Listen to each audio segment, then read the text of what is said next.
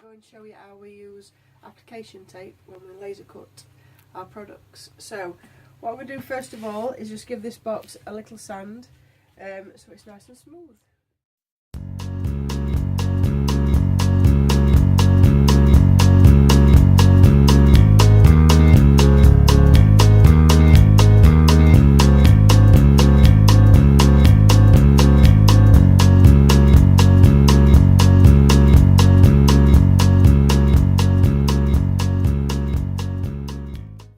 Okay, so that's now all lovely and smooth. I'm just going to get my tickle brush off of here and just give it a little brush off.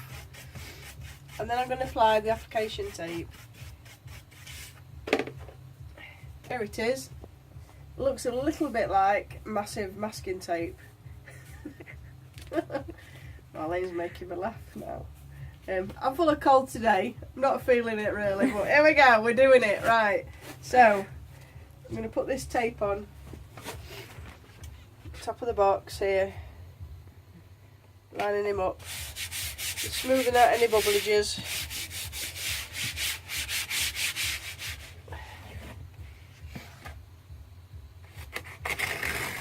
And sometimes when you engrave something, you get a bit of a, it's like a bit of a smoky effect on top of your work, which sometimes people like and they actually want that to happen. And other times you don't want that to happen, so this is where the application tape comes in. It's I did that wrong, let me just spell that bit again. Wonk the donk. See, you can see you can reapply it, so it's quite good. Actually, just press it down the sides as well, just so it's neater. This is really good for using if you want to paint fill something. If you saw our sign, the little green barn sign, and we painted that and it was all a bit messy, we had to sand it off by, you can actually put tape on and then engrave it, paint it into the area where you've engraved, and it makes a bit of a quicker, neater job. So I'm really glad we discovered this. Actually, when I say we, I mean Marlene, she found this, so she did a good job. Right, so there's our other little bit. Okay, I'm just making sure we're not like doubled over where it joins, because that can look a bit rubbish.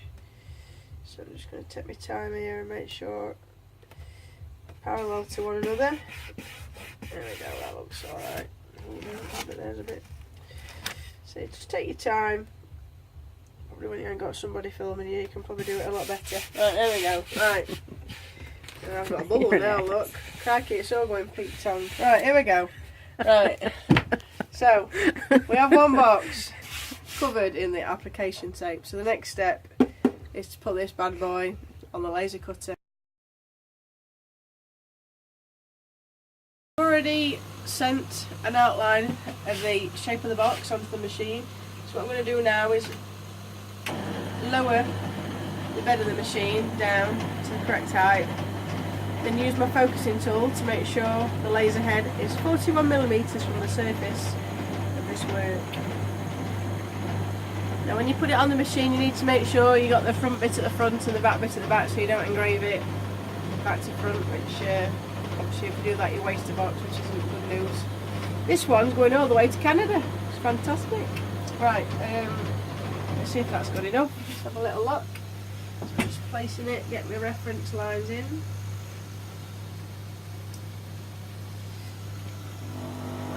Pretty good to me. Let's bring that forward a little bit.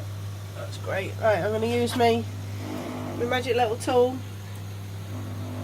Oh, that wasn't a bad guess, was it? Let's go up a tiny bit. That's good there. Right, so what I'm going to do now is come over to the computer. I'm going to turn off that outside line and I'm going to turn on the engrave line. I'll set the engraving at 800. Actually, I might change that to 700. Do it a tad deeper. It engraves really nicely, this wood. I like it a lot. Okay, and then we can actually simulate what's going to happen. If I press this button here, where it fills in red, that's where it's going to be engraved. So that should be nice. Hope Colin likes it. Right, let's have a look here. So I've got this one ticked, so I'm now going to download it.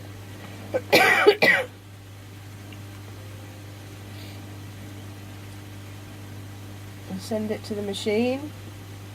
There we go. Speak to the friends. And then I always just do a test. And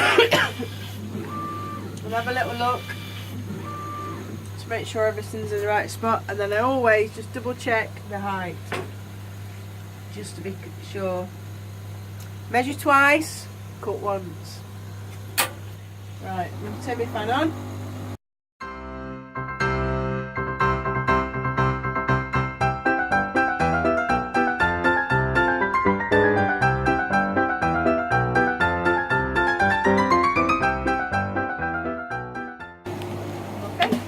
There it is. Ta-da!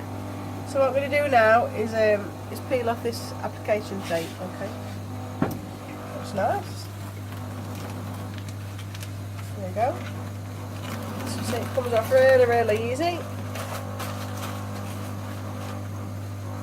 And then what you have to do is just weed out these little bits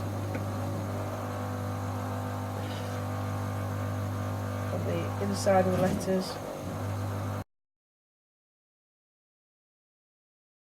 If I was doing this on a side, I'd probably sand it off, but this box is a bit more delicate, so using it. You can get a little tool, you can get a little weeding tool, but they're a bit pokey, I don't know. I trust my fingers more.